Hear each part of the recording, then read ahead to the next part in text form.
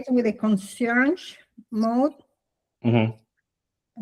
Should I do something else? How often are your emails going out?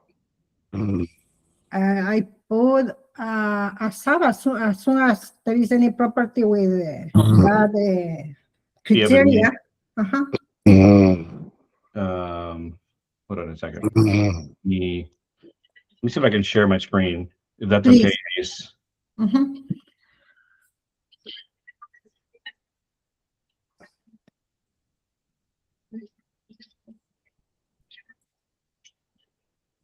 I don't think I could share my screen on this one. Or no, I can't. Yeah, hold on. We're having a meeting. Okay, just sit anywhere. So this is what I do with all my buyers. Jackie, can you see my screen? Yes, I can. Okay. So you have her on the search, right? You have her on. You have bedrooms, bathrooms. You know exactly what her criteria is, right? Okay, cool. And then you have her on a drip, and so pick on somebody here. So you got like this happening, right? So when the emails go out ASAP, daily, you got something like this set up. ASAP. I did ASAP. Okay, might be overkill. I probably wouldn't do ASAP. Okay. I usually, for me, when I make sure my buyers get their emails, it's Wednesday, Thursday, Saturday morning, because Monday, Tuesdays, the real people are busy, slam, lot going on. You know, at the end of the day, they don't really want to do more like work in their head. They probably want to watch some videos and relax and just chill and take their mind off stuff. Wednesday, Thursdays, you get closer to the weekend, people are starting to get into personal mode, try to take care of a couple things. So I like my emails to kind of hit there at nighttime, and then of course Saturday morning. So you got that set up. Do you have your alert set up to where if they engage with your email, no, you got it? No, sorry. So you go to your settings, and then you go to portal notification settings, and then you can get notified every time your lead visits the portal, saves a property as a favorite, possibility, so on and so forth. So what I do is, because when you're going to follow up, I'm gonna unshare real quick. When you're going to follow up via text message and email, your follow-up is probably going to be a lot of, hey, how are you? Hey, how's it going? Hey, you know, any questions? Hey, what happened? It's a lot of like work. Also, I like to say work. It's not fun. It's not a fun follow-up message because something happened in her life recently, or someone said something to her that froze her up, and she doesn't want to tell you, or she doesn't know how to tell you. And it takes a lot of energy and courage to muster up and say, Jackie, it's going to probably take you 7 to 10 follow-up attempts to where she finally says, hey, Jackie, sorry, been busy, blah, blah. Excuse 1, excuse 2, excuse 3. However, I did have a question. It'll take you a lot of attempts to finally get that to that point. So what I like to do is send them something fun, right? Send them the houses, because in the day, they're not buying a consultation. They're not buying a rebuttal to their objection. They're buying a house, right? So show them the freaking house, give them the houses. And so when you see them engage with your portal, it's much easier to, instead of saying, hey, are you still interested? Hey, what happened? Hey, how are you doing? It's much easier, instead of saying that, to say, hey, I see you like 123 Main Street. This one's got this, this, and this. Cool. Hey, when do you want to go look at it? Or like that they're more likely to respond to that versus, hey, how are you? Hey, how you doing? Hey, what happened? Hey, are you interested? Does that make sense? Yes. Yes. Perfect. Thank you. That's all I want to say on that, Ace. So it was like on the follow-up procedure. Okay, wonderful. Thank you, Joe. That was really good insight. So thank you, Joe.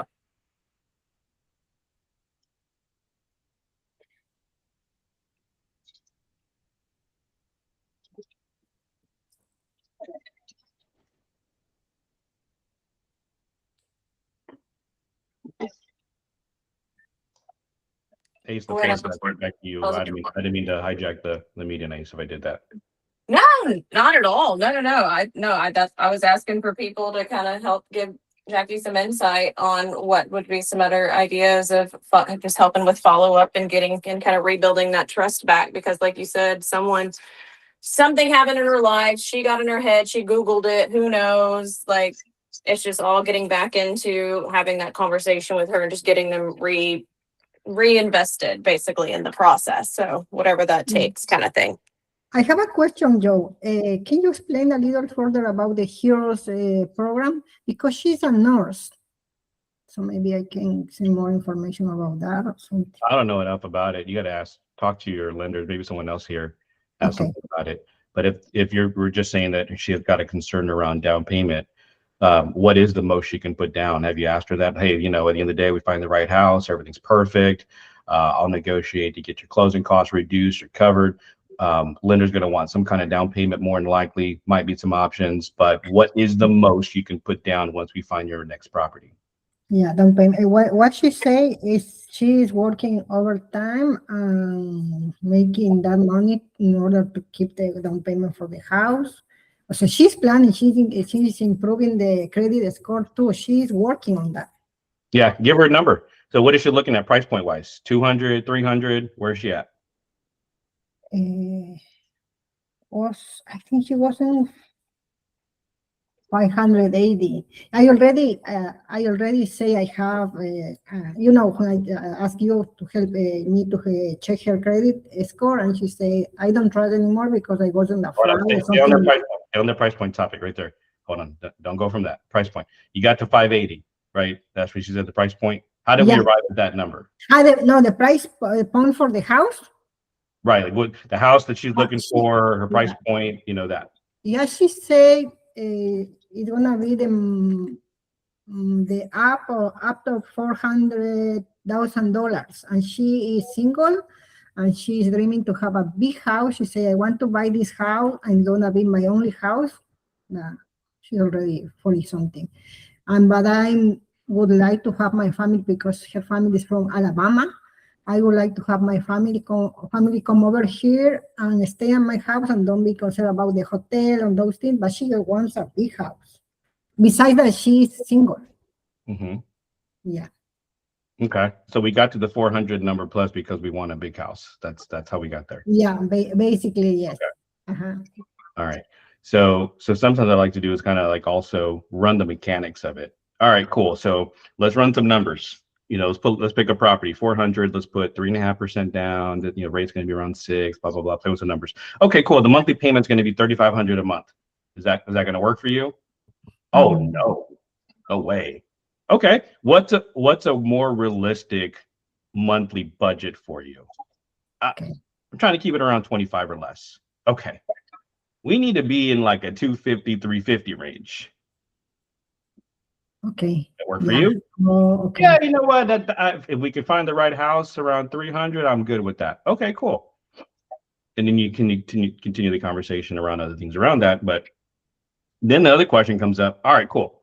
Once we find that right house, it's in your monthly budget, checks all your boxes, down payment's going to be around 3.5%. We'll look at some programs, see if you can qualify for some kind of programs, help you with down payment.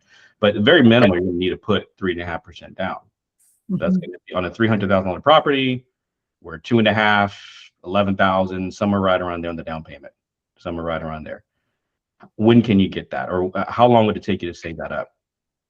It's going to take me 6 months. It's going to take me a year. It's going to take me forever, or whatever. You get some data there, and you know how to navigate that conversation from there. Okay, numbers. That's what I need to be better on numbers. And that's probably what spooked her. You know, maybe she did numbers on her own. She said, "Oh crap, I don't know, give you that much." And then you weren't the one that told her that, right? You weren't the one that broke that down with her. And she's like, "What?" And she's probably like embarrassed. Jackie, no one wants to come back and say, "I can't afford it." Okay. It's embarrassing. No one wants to say that. You got to be the pro and be the one to kind of break that down before that even comes up. Okay. Numbers. Yeah. And it doesn't have to be exact, it doesn't have to be accurate. This is just kind of ballpark. This is a range. This is obviously when we get to the lender side, once we get to approve, we're going to get specific on the numbers. This is kind of like ballpark where we're going to be. Okay. Yeah, that is a great advice. Thank you so much, Joe.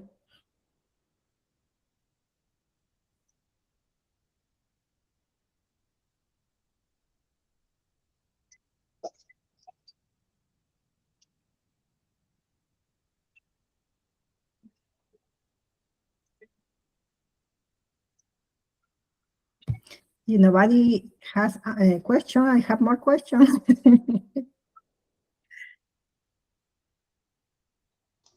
Welcome to the Jackie and Joe podcast. Yes. My question is about, Joe, have you worked with Tricon? Work with who? Tricon. The property management company? Yes. Yeah. Uh-huh. Like once or twice I have. They're okay. Okay.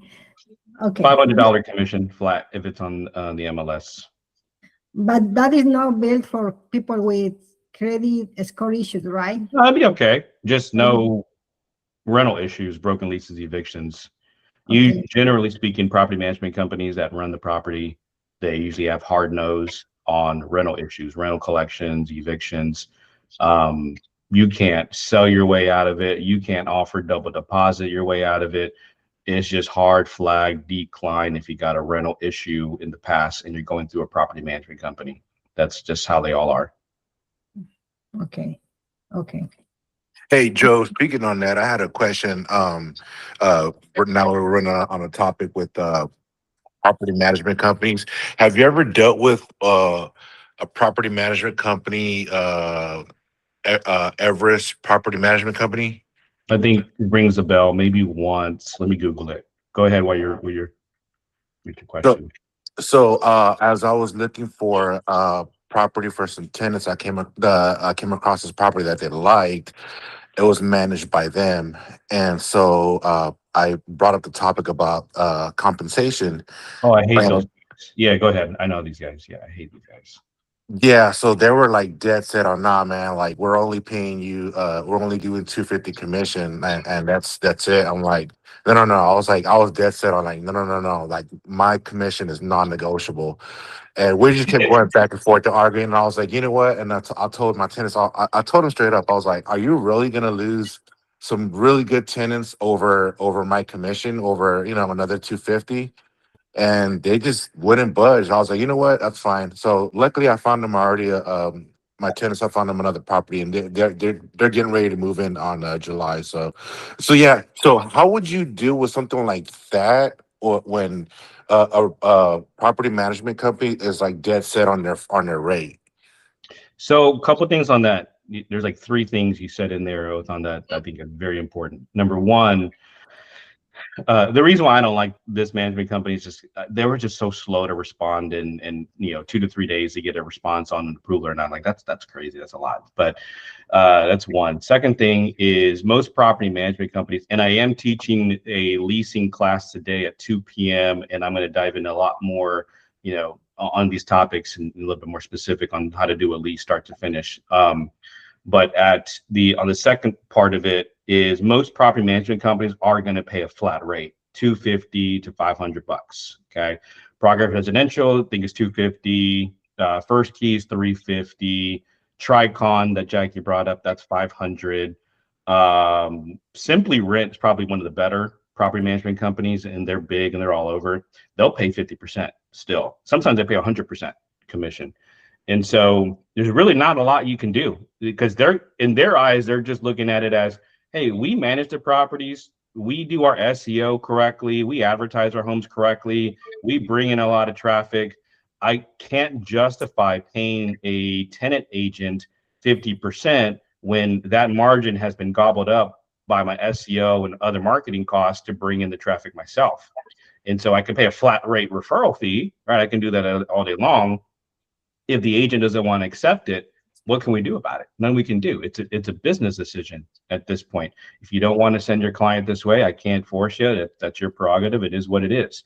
So they're not too worried about that. They're not going to really budge on that because it's already baked into their P&L, into their profit or loss. They already got it all figured out, right? They're not going to budge on that. Third thing is what I would say to that, and this happened to me recently. At the end of the day, I'm going to do what the client wants. What my client wants is I'm going to make sure that happens, even if it means I'm not going to get paid what I want to get paid, right? At the end of the day, if I got to take a hit, but my client is happy, my client gets what they want, that's the decision I got to make. That is my duty as an agent to ensure that my client best interest is met. So if that's what my client really wants, and that's what, that they're dead set on that, I got to do what I got to do, right? It sucks that I might have to take a hit, but it is what it is. I posted this on Saturday. I took a big hit on one lease I did in December. It was a property management company. This lady, I was helping her a lot. I was all over the place back in December with this lady. Sweet lady. And the other day she ended up getting approved. I thought this property management company was paying a commission. I really thought they did. But I found out they don't pay real estate commission. And so, but she was dead set on it. She was happy. She got approved. I'm like, look, I'm happy for you. It's great. And then 6 months later, early June, she refers me to her coworker. She says, hey, my coworker also needs a house, right? Turns out she's like, I want to buy, but I'm just trying to get my things in order. I'm looking at buying next year. Okay, let me, send me your credit report. Let me take a look at it. Well, you're probably good to go now. She's like, yeah, I do want to look at some houses now. I prefer a new build, this and that and the other. And so long story short, got her to a couple new builds. She landed on a D.R. Horton home. Agent calls me one Saturday. Hey, your client came and toured. She's approved. She put your name down as your agent. And we're going to give you 5% commission. Okay. That's a big commission on a $330,000 property. 5% a lot of money. I wasn't counting on that. I didn't expect that. I wasn't looking for that. It just came my way, but it came my way because I did the right thing for my first client and just stuck by the plan, got her what she needed, just went over and beyond for her, made $0 on that one, but it's made up that way. So my point in that is just, don't let commission kind of detour you from making sure your client gets what they really want in the end. It sucks. I get it, but it'll come back. It'll come back tenfold, one way or the other, even when you least expect it. That's just how the game is. That's just my opinion. Hopefully that helps, Othon. No, yeah, definitely help. And it's funny how it all worked out after kind of like talking with that property management back and forth. In the meanwhile, I did find a property for my tenants that was landlord based and better, way better property, way what they were really looking for. And the location that they were looking for. It was just a better search, and I found a landlord one that was able to cover my commission. And it was just like I guess I guess it's good karma. Just kind of just came back and I got them into a rental that they really liked, and instead of that other one that was owned by that property management company. Yeah, there you go. The only reason I didn't like that company is just because they were super slow to respond, and I'm like, this is crazy. We gotta get a decision quick. Yeah, and then afterwards, once they signed the lease agreement, they were still hitting me up. I was like, hey, are your tenants still willing to are you still interested in the property? And I'm like, nah, man, I'm good. They already signed the lease agreement. Yeah, there you go. Ace, I'm handing the floor back to you. Oh, I don't need it back. Whoever else wants to pipe in, they are more than She was welcome making to. breakfast. She was making breakfast. Just getting her nails done. Go ahead, Joe. Oh, I wish. Now, who else has anything going on with buyers? I know Tuesdays we talk about buyers, buyer objections. Wins with buyers. What are y'all having as far as wins with buyers? Any crazy negotiations out there that are going on and offers where you're like, well, I don't know if that's going to get accepted, and then the sellers are now accepting because we are starting to see some of that shifting in our market. So what do y'all got out there? With me, Aislinn, I am working with my sister-in-law. She's looking for a house. So their budget range is from 165 to like about possibly 190. And the houses that we've been looking at, they're not too crazy about, but they have seen a few of them that have been overpriced, and attempted to shoot a low ball offer just because this one house that my clients did like have it has foundation issues, it needed mold remediation, so just like a ton of work, and it was overpriced, and we shot a really low ball offer, and it got rejected. So, but that even though like I shot the low ball offer, they still wanted to look around and see if there's something better. And just trying to, Hold on. yeah. I got some questions for you real quick. So what kind of loan do your people have right now? They have they got it through Jennifer. They got 165 Okay. for. Did you ask Jennifer if they can buy a house with mold remediation situation and foundation situation? No. Okay, I would get real purposeful about that, because you might be writing offers that loan will not fund. Yeah, because I know that there's lender approval. So Yeah. before that, so get your lender extremely involved in this part of your process. And whenever you're going to write that offer, say, hey, look, Jennifer, before I write this offer, this property, I believe, has foundation problems and mold problems, blah, blah, blah. Will this loan cover that? Because I'm quite sure it will not. Most loans will not, but I could be wrong. Go ahead. Yeah, and that's why we shot like a super low ball offer. Like I think it was like they listed the house at like 190, and I was like, So yeah, like it doesn't matter how low the offer. Some loans like will not cover that. So the lender will say, we can't fund this loan until you fix the mold, until you fix the foundation. And there's no amount of dollar amount that can really fix that, unless you get a really like a seller that's on board with that type of thing. And they say, okay, we'll fix that before closing or whatever. And that may be a difficult place to be, because you think if they could fix it, they would have already fixed it. I know, right? So you may just want to look into that. yeah. And this property here was not owned by a landlord; it was more of a LLC. So, and even in the seller's disclosure notice, they put what was it, unsure on literally everything on that seller's disclosure. So I think the property company or LLC didn't really know the actual facts of the property. So that's why I was like, I was like, let me just try it here. So going deeper into it, what made you believe it needed mold remediation and foundation? Like you needed help with foundation on it? Oh, just by looking at it, I mean, you could see it like on the walls, like, well, especially in the garage. And then too, on the side of the house, the brick had separated from from the side of the house. And then there was cracks on the walls as well. And then on the slab too. So if you walk the foundation, could you feel dips and rises and all that stuff? Was it uneven or? A little bit, not too much. Couldn't really tell, but definitely like on one side of the house, as I walked like towards the corner of the house where the front is, I felt a slight dip, and you can see the crack along that wall where you're walking that area. So here's something we might do here in the near future is let's when you find a house like this, maybe we take a field trip and go take a look at it. And I want to walk through these type of situations. I want to look at construction. I want to look at all these things, because sometimes we diagnose an issue and it's not a real thing, right? Mm-hmm. So we think, oh, mold and mildew or mold, when it's just a mildew situation, right? Sometimes it could be, it's not as bad as we think. And overall, either you have a construction background or you've done this enough to know, and that takes time.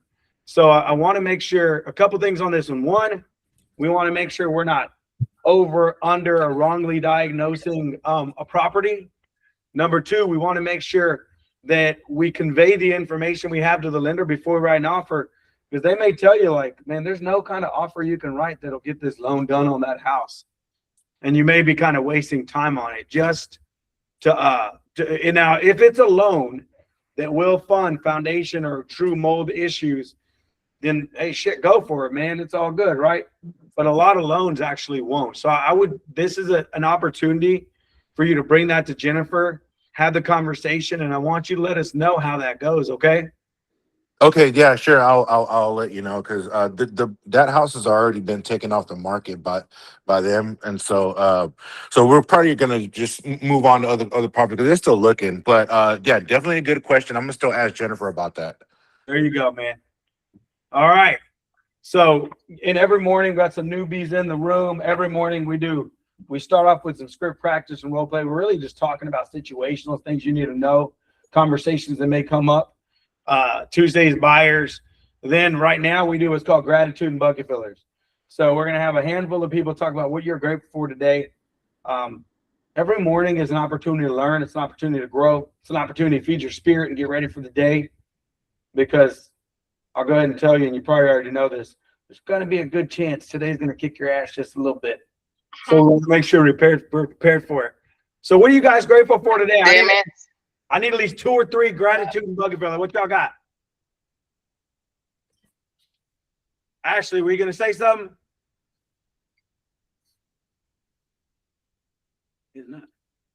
Who's got a gratitude and bucket for me? I'm about to I call. got one. I got a couple. Get it, Wait. Brooke, and then we'll go Joe. Brooke, what you got? I'm just super grateful for Alex. I think he's been trying to just figure out what's gonna suit him best in terms of like making money and being able to spend time with his family. And then like just with all this crazy stuff happening, like the transition, he's just been like killing it in the house husband department. So I really appreciate him for that. And he's taking his mortgage licensing test today. So I'm like really, really hoping things go well. And I'm just grateful for him regardless. Let's go, Frankie. Get it. What you got, Joe? Bucket filler for Glorious and for Tanya. They're both not on this meeting, but Tanya just joined my little setup. I'm doing the same thing Glorious is doing. Glorious has got like 5 of my lease clients. Tanya's got 4 of them. They're rocking and rolling. They're crushing it. Takes a lot off my plate, and so I can focus on the buyers right now that I got cooking. So really blessed to have those 2 powerful, strong women on the squad. Let's go. So if you don't know, so Joe, we call him a leasinator. He'll probably close over 100 leases or something this year. And he creates so many freaking leads that he finds other agents in the company and he's like, hey, you need some business. And if they meet his criteria and they can get the job done, they work together. So he'll give them leads. They close the deal. He shows them how to close it. And then he goes on and he closes buyers. And he just keeps on generating more and more leads. So they have a really good relationship. So good shit, Joe. I need at least 1 more gratitude and bucket filler. I'm going to go with you, Marcus. We're going, bro. I'm just grateful to be here. Grateful to be a part of this brokerage and this new journey in real estate. So first couple of days, man, how's it been? It's been good. Love the energy, love the accountability. Does it feel like there's a lot of learning going on? Yeah. For sure. How'd you feel about my session yesterday? I'm a little rowdy, huh? Hey man, I like it. It gets me going. You've been your energy. I mean, it's what it is every day. You know what I mean? It's not a gimmick. You know the videos you put on every time is I listen to those personally on. Most people when I put that on don't know who Eric Thomas is. You said ET, I was like, hold up. Yeah. Yeah. So when you put it on, I was like, damn, okay. I'm like, he knows what he's talking about here. So it's been good. It's good, yeah. We need to pick me up. Yeah. Let's go. All right. Anybody else before we move on to lead generation? Going once? Going twice? Sold. All right. Guys, let's talk about lead generation. There are a million ways to generate business in the real estate world. We all have our own ways. Some people Instagram, YouTube, TikTok. Some people just sit down and have coffee with people all damn day, whatever that looks like. Totally up to you. Now, is there something you are doing that is working you'd like to share with the rest of the people on this call? Or is there something you're curious about to say, man, Ozzy, if we learn more about this, I know it could help my game and help me build more business. So I'm going to leave the floor open. If we don't get some really good ideas, I'll go ahead and start throwing some stuff at you guys. But I want to know, the question is there something you're doing that's working really well you'd like to share with the rest of us? Or is there something you're really curious about where you're like, man, I see these other people doing this and I want to know how to do that? So, floor's open. This is where we bring in the collective genius and we grow together. Got a question. Go ahead, Chris. What you got? So Facebook, are y'all doing just a regular profile? Y'all doing like the professional version? What's the advantages, disadvantages? Is it you got to pay money for that? So it depends. So you're talking about your personal Facebook page or like upgrading to like creator? Is that what you're saying? Well, I only have one and I just got it like 2 or 3 months ago just for real estate purposes. I've never had it my whole life, had a Twitter, just don't ever post anything, but I'm doing this to kind of help the business. So I don't know anything about it. Like, seriously. Yeah. So I'm going to tell you, if you've been to my social media classes, the one I taught yesterday, guys, Facebook pages. So the difference is on a Facebook page, you can run ads, right? And you like on those pages, I got to be honest, unless you're like a celebrity or if you're reaching celebrity status or you're like, you have a restaurant or something like that, having a page is going to be really tough to build your audience. It's not something that Facebook puts a lot of energy in. Really, they like Facebook pages because that's where you run your ads. That's where you run your boost posts. That's where you pay Facebook, right? So they appreciate that. But the place that Facebook targets the most and what they really put in front of us is going to be your personal Facebook page, your profile, and groups. Those are the main two places right now where they're very focused on. So with your personal profile, I will tell you, you can as you grow, you can move up to content creator. I mean, you can pay for the little blue stamp on your right. You can do all kinds of things. Again, in my social media class, I talk about it, guys. The simple solves the complex. Stop overthinking this crap. People buy you before they buy real estate. They want to know you as the human being, all the functions of you, who you are, or how they can relate to you. Are you their tribe? Are you not? Like they're reading you and trying to figure it out. Now, are you telling the story that they can buy into? Or you not posting anything and they don't know nothing about you? There's levels of it, right? If you're not posting anything, you're kind of in the dark and people aren't going to see you. If you are posting things that people don't really care about, that aren't really you, if you're trying to fake it and try to be someone you're not, I mean, not being authentic and genuine can be a killer. So I tell you, number one, just be yourself. The simple solves the complex, making sure on every post, just like an email signature, you want to have, what do you do? How to get a hold of you? What's a description of what you do? When people go to your page, they need to know within seconds, what are you doing? How do I get a hold of you? If you don't give them that opportunity, that we live in an Amazon world. You know how guys shop on Amazon and Temu and TikTok shop? You got like 3 to 5 seconds. If they don't know who you are and what you do, and they're not buying into you, you lost your 5 seconds. They are moving on, right? But if you get them to click, and you're in, they recognize your profile, you're a friend.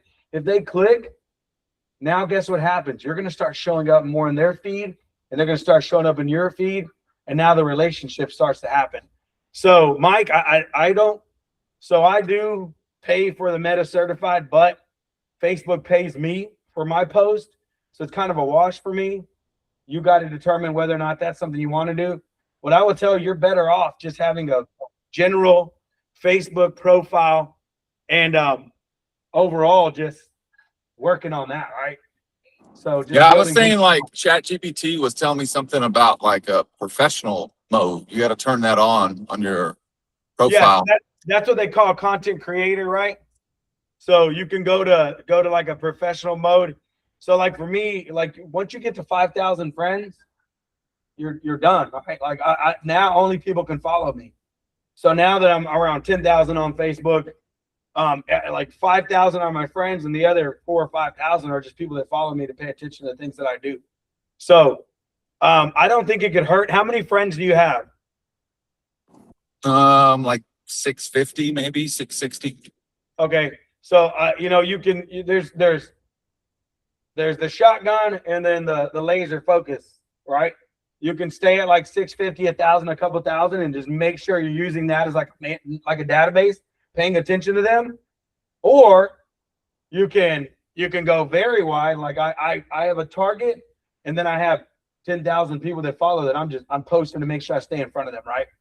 So that's up to you, Mike. I would first master the art of communicating with the 650 you got on there, continue to grow your following, your friends, right? And then see how that plays out and go from there. Yeah, and it's working too, because we have like a small town kind of vibe down here.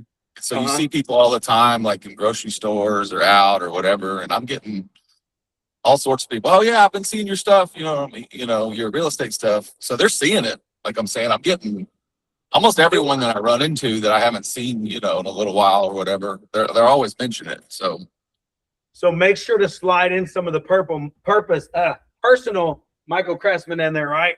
Tell a little bit of story about you. I would tell you one thing, you have an edge. He's an educator. If you've ever been an educator or you are an educator, you have a factor that most people don't have built in, which is trust. Most people generally trust educators. If we didn't, we wouldn't send our kids to public school, but we do. So use that educator piece to tell the story of Cressman, the educator / real estate professional, and you're going to pick up the trust factor.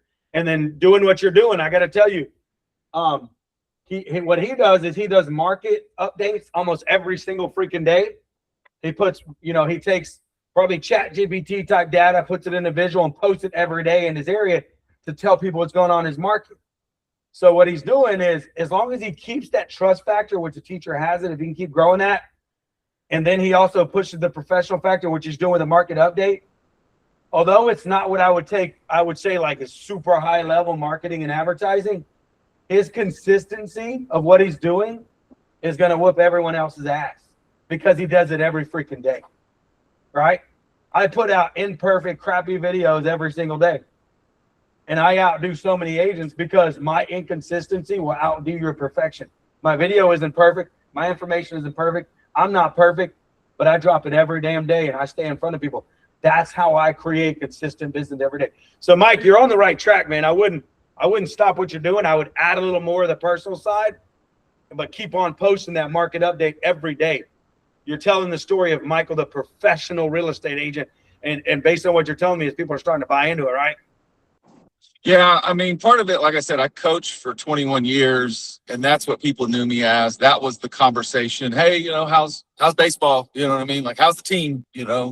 And now that I'm not doing that anymore, it's kind of shifted towards, hey, how's real estate? How's the market? How's that going? That type of conversation.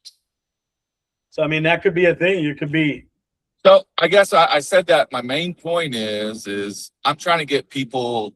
Obviously, I'm not coaching anymore. I want people to start having that conversation. I want them to start seeing me as a real estate agent, not as a coach. I mean, I still want them to see me as a teacher, but you know what I mean? It's different, right? I want them to know and be able to trust me on the real estate side. They already trust me on the coaching side and the teaching side. Like, I got to get them to see me as a professional in that marketplace. So that's why I do a lot of that market insight and things. I want the community that I'm in to see me as that kind of source, if that makes sense.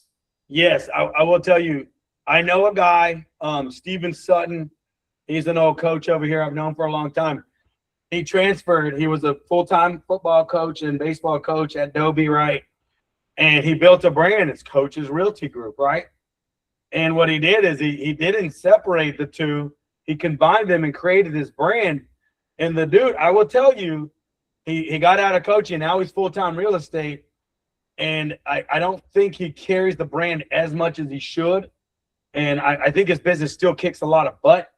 But that Coach's Realty Group lets people connect with who he is as a coach and bring it in the professional world. And I think that has helped him to really blow up his business. So you might want to take the two and kind of marry them and see if you can turn that into a brand. Not necessarily let go of the coach, but roll it into real estate, if that makes sense. Yeah, like if you look at my posts, and I know you've seen them down the bottom on a lot of them. I'll say your local real estate coach in like parentheses, because that's a lot of them. They still call me coach. You know what I mean? Like, and I'm always going to be coach. When you coach for 21 years, and I'm getting like children of former students. I'm getting those type kids now in my class. So you're dating yourself a little bit, but it's all good, bro.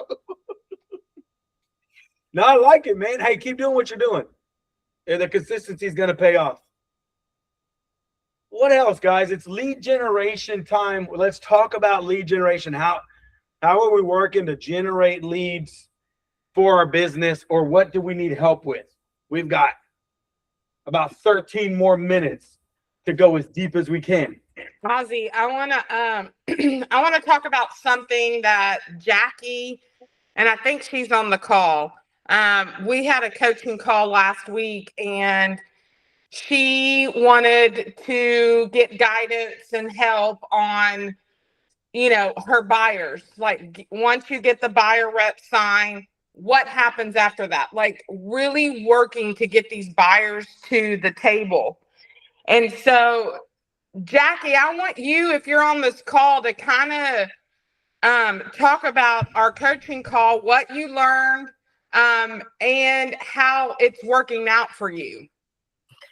Good morning, Lori. Yes, my question was about, actually, you recommend me to say so. Why you didn't send them already why you didn't connect them with the lender? So I said, was waiting for something. I said, no, you should do right away. Don't waste the time. So I did it. I did what I was supposed to do, but I need to connect with the lender because one of my clients is really fast. Her wife is pregnant, expecting on September, and they want to move. So he did his side, everything already. So he sent already to Jennifer, and I haven't heard anything back. So I'm going to call her today or Sheree to ask them if they will get the application, they are working on that, or what is going on. Yeah, that is one thing. So I need to keep in the top of the things, getting the best service that I can give to my clients, and also provide them with the properties that you say, as Joe say also, keeping engaged them with the watching the properties and asking and see how I can help and go further. That is what I learned. So we talked about shortening the window of opportunity. You know, Jackie was, and Jackie, don't feel like I'm throwing you under the bus. I just want to share your experience because it's going to help other agents, right? No, it's okay. It's okay. You know, shortening that window, Jackie's, you know, what she would do is she'd get the appointment. The buyers would come in. They'd sign the buyer agreement. Great. They agreed they want to be in business together. The biggest missing part in talking to Jackie was that she was not connecting them with the lender immediately. You know, at one point in her conversation, it was over 24 hours and she still had not put her buyer that she took in contact with a preferred lender. And so me coaching her through that was, listen, you did most of the hard work, and that is getting them to sign that buyer rep. They're excited, like right there. And then when they sign, get them in a group text. Jennifer, meet Jacqueline. Jacqueline, meet Jennifer. Jacqueline is so excited about starting her home buying process. And I told her she is in great hands with you. And so shortening that window, right? That's one thing. And then the second thing is making sure that you stay in front of those buyers.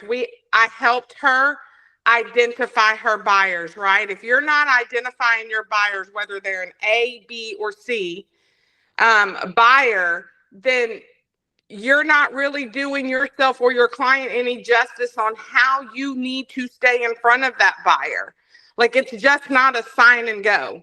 It's not going to be a buyer's going to sign your buyer rep and they're going to be like, oh yeah, I remembered signing that buyer rep with Jacqueline. Let me call her. It does not happen like that. So identifying those buyers and making sure you as the agent are staying in front of that buyer, right? If they're A buyers, Jackie and I talked about A buyer, they're already pre-approved, ready to go. They're ready to close in 30 to 45 days. Making sure that you are sending them properties that check all their boxes, and you know all those boxes because you got them in the buyer appointment. B buyers, they're not ready. They're in the next 30 to 90 days, right? But again, it's you staying in front of them weekly, not asking them, hey, are you ready to go look at houses? Hey, this is Lori. I thought of you today. Is there anything that I can do to help or support you? Because they smell commission breath. So you do not want to, especially those buyers. They've already felt down. They were excited. They signed the buyer rep. You got them in contact with the lender. The lender said, sorry, credit's not there. So you're already dealing with a buyer that was excited. Now they're not. It's important for you to keep them excited. So when they're working on their credit and you're also helping them work on their credit with the lender, they're going to remember you. You've always heard Ozzy say, people want to be in business with you before they're in business with you. This is your opportunity. And then your C buyers are those that are 90 days and beyond, right? They may need a year. Maybe they need a lease. How can you help them get to that point that they become a B buyer to an A buyer? So we talked about all of that. So just making sure that you stay in front of your buyers. I'm sure there are many of you that have signed buyers representation agreements that you have not touched your buyers on. I'm willing to bet if you do have that signed that you have not kept in contact with them. So this is the importance. It's called building your pipeline. And this is part of that. So I just wanted to throw that out there, Ozzy. Guys, and I'll tell you, like the setting people up on a custom search, guys, I'll tell you, I put anybody on it. I don't care if you're going to buy in 3 years. I don't care if you're going to buy 6 months, 9 months, 3 months, whatever. I set you up on a custom search in HAR, and I get property sent to you all the freaking time. Guys, like, even if they're not ready to buy right now, if you send them a list of properties and they, you know, like, it may not be they're shopping, it may be they're getting educated. Hey, I know it's not time, but I'm sending you these properties. What I'd like you to do is I'd like you to look through the properties, bedrooms, bathrooms, square footage. Let's make sure we're looking in the right areas. So when you're ready, you know what a good deal looks like. So if you don't send them anything and then all of a sudden you send them to their lender and then they come back and they're like, hey, I'm pre-qualified, let's go. Now you got to take steps to move them to the property that's gonna work. You could have already been doing 6 or 9 months of selling in their mind for them to find like what they really like. So when you go show 3 or 4 houses, they're like, this is the one. I know, because I've been looking at the house for the last 6 months. Got the bathroom square footage and the price. I know this market. This is a good deal. Done. I think we wait too long for a lot of this stuff. Don't wait to get them in contact with a lender. Don't wait to get them credit repair. Don't wait to send them properties. Like, drive the relationship.